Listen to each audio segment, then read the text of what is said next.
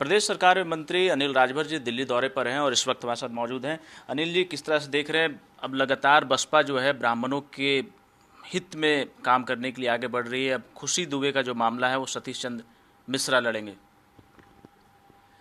देखिए, ये सब लोग जो है अवसरवादिता के जीवंत उदाहरण हैं। ये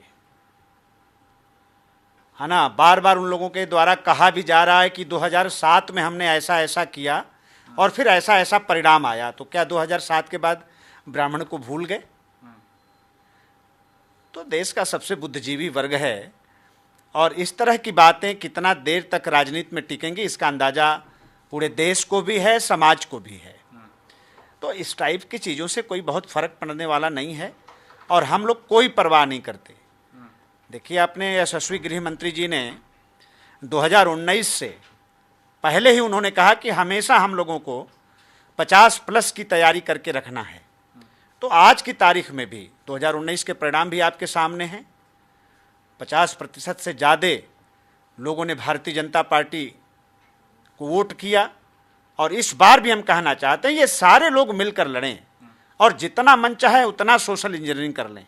मैं इस बुनियाद पर इस बात को कह रहा हूँ कि जो गरीब वर्ग है, जो किसान है, जिसके लिए प्रधानमंत्री किसान सम्मान निधि जैसी योजना चलाई जाती है, आज के दिन में उत्तर प्रदेश में कोई भी परिवार ऐसा नहीं होगा जो सरकार की किसी न किसी योजना का लाभ न ले रहा हो।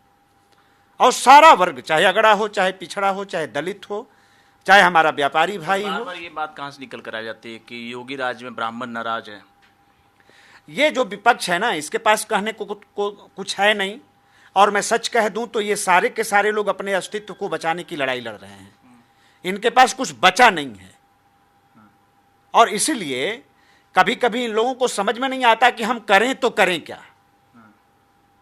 तो बस यही एक रास्ता मिल रहा है, भाई ठीक है, अब तो जाएंगे धरातल पर इस अभियान को लेकर, तब इनको समझ में आएगा कि इस तरह की बातों का कितना उत्तर प्रदेश की राजनीति में अर्थ रह गया है।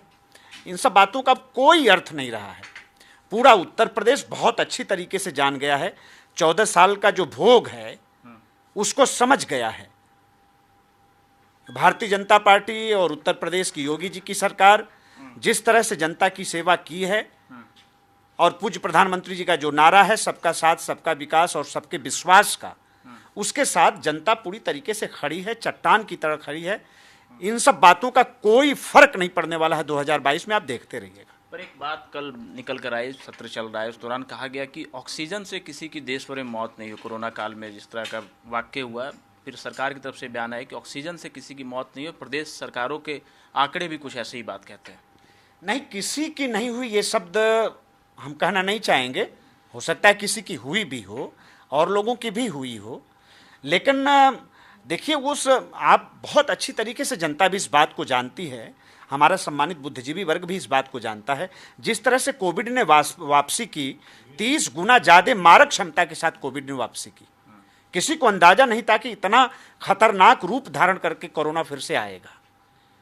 थोड़ा संभलने में हम लोगों को थोड़ा सा वक्त लगा, लेकिन जिस तरह से कोविड का प्रबंधन उत्तर प्रदेश के अंदर हम लोगों ने किया, वो पूरा सामने है। पूरा देश उसकी सराहना कर रहा है, दुनिया उन फैसलों का अनुसरण कर रही है।